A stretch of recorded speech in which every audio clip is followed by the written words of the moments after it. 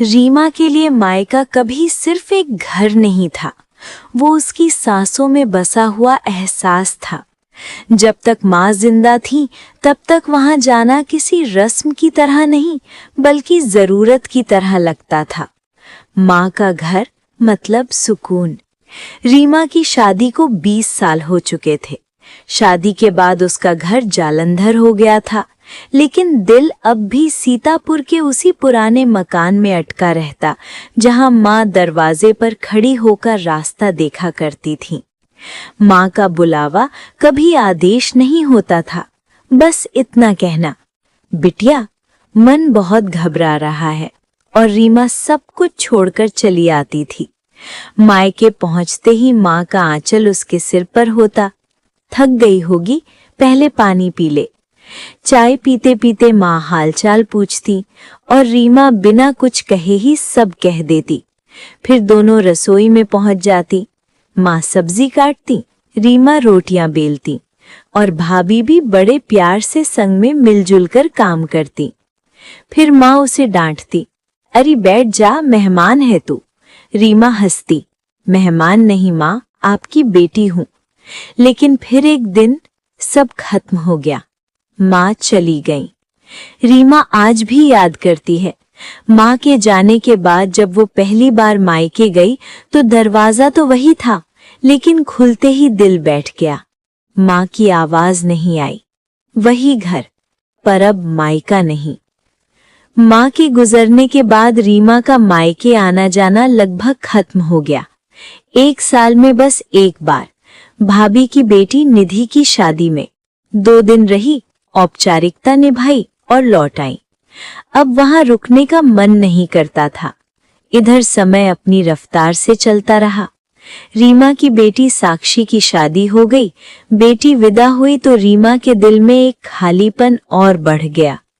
कुछ दिन बाद भाभी का फोन आया, दीदी रक्षाबंधन आ रहा है, इस बार जरूर आइएगा, साक्षी और दामाद जी को भी साथ लाना। रीमा कुछ पल चुप रही, फिर बोली, हाँ भाभी आ जाएंगे। फोन रखते ही उसकी आंखें भर आईं। रक्षाबंधन, माँ के बिना। उसने बेटी से बात की, पति को बताया और तैयारी शुरू कर दी। रीमा बाजार गई, 2 शगुन के लिफाफे खरीदे, एक निधि के लिए और एक उसके पति के लिए। मन में सोचा, पहली बार मिलेंगे, खाली हाथ कैसे जाऊं। रक्षाबंधन की सुबह रीमा अपने पति, बेटी और दामाद के साथ मायके पहुंची। दरवाजा खुला, भाभी ने मुस्कुराकर स्वागत किया, लेकिन वो मुस्कान औपचारिक थी। वो अपनापन नहीं था जो माँ के चेहरे पर होता था। चाय नाश्ता हुआ। रीमा उठकर आदतन रसोई में चली गई, लेकिन रसोई बदली हुई थी। वो स्टील का वही डिनर सेट ढूंढने लगी जिसमें माँ दामादों को बड़े गर्व से खाना परोसती थी। भाभी बोली, दीदी वो बर्तन तो स्टोर रूम में रखवा दिए हैं, आज पत्तल मंगवा ली है जिससे बर्तन धोने का झंझट ना रहे। रीमा के दिल में कुछ चुभ गया। चलो हमारी तो कोई बात नहीं, लेकिन मेरे बेटी दामाद पहली बार आ रहे हैं, क्या उन्हें भी पत्तल में ही खाना पड़ेगा। लेकिन झिझक की वजह से कुछ कह नहीं पाई। खाने में भी बस एक आलू टमाटर की सब्जी, एक गोभी की सब्जी, पूरी और एक मिठाई। माँ होती तो आज साक्षी और उसके पति के लिए जाने क्या क्या बनता। रीमा चुप रही।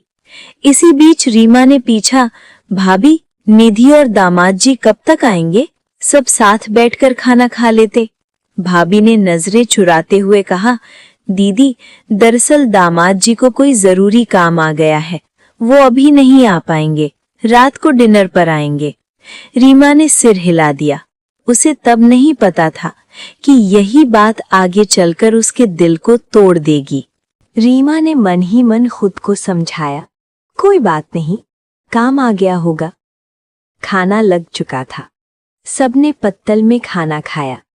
अपनी बेटी दामाद को पत्तल में खाना खाते देख रीमा का मन भारी था, लेकिन उसने कुछ कहा नहीं। खाने के बाद भाभी ने जल्दी जल्दी औपचारिक रस्म निभाई। पति और दामाद को टीका किया गया और 250 रुपए के शगुन के लिफाफे दिए। फिर भाभी बोली, दीदी आप लोग थक गए होंगे, अब निकल जाइए। रीमा को ये अजीब लगा। पहले कभी ऐसा नहीं हुआ था कि बिना रोक टोक के विदा कर दिया जाए, लेकिन उसने कुछ नहीं कहा। घर लौटते समय उसकी बेटी ने धीरे से पूछा, मम्मी मामा मामी खुश नहीं थे क्या? रीमा ने बेटी का हाथ पकड़ लिया।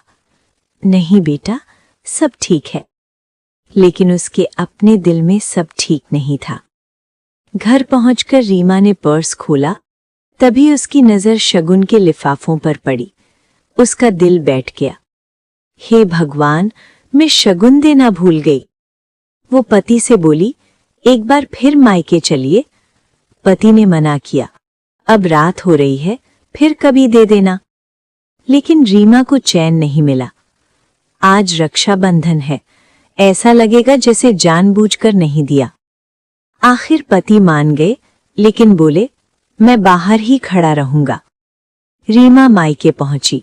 दरवाजा खुला था। वो बिना घंटी बजाए अंदर चली गई और तभी उसने जो देखा उससे उसके पैरों तले जमीन खिसक गई। रसोई में चांदी के बर्तन चमक रहे थे, 4-5 तरह की सब्जियां, कढ़ाई पनीर, दाल मखनी, मलाई कोफ्ता, चाप, रायता, रसगुल्ले, मटर पुलाव, रसमलाई। स्पष्ट था, निधि और उसके पति आ चुके थे। रीमा को सुबह की बात याद आ गई। जरूरी काम है, डिनर पर आएंगे। उसकी आंखों में आंसू भर आए। उसी समय भाई का दामाद अमित सामने आया। बुआ जी, आप? मम्मी बता रही थी कि आप लोग तो दिन में ही चले गए। उसने मुस्कुराते हुए कहा, मेरा मन था कि सब साथ बैठकर रक्षाबंधन मनाएं। रीमा अब सब समझ चुकी थी। तभी उसकी भाभी भी कमरे से बाहर निकल कर आई और अपनी नंद को देखकर शर्म की मारे उसने आंखें झुका लीं कि अरे दीदी, आप इस समय यहाँ कैसे?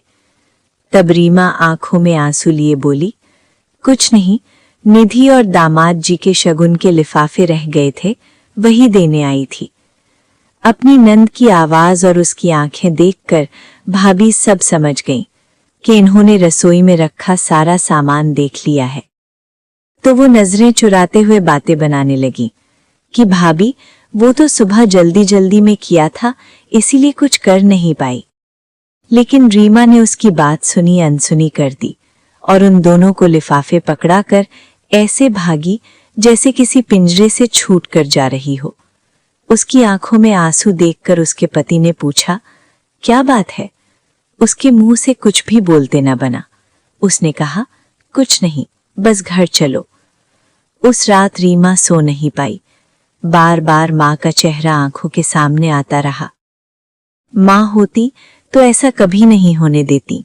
माँ होती तो हर बेटी बराबर होती, न बड़ी न छोटी, न अपनी न पराई। सुबह रीमा ने भगवान का शुक्रिया अदा किया। कम से कम सच सामने आ गया।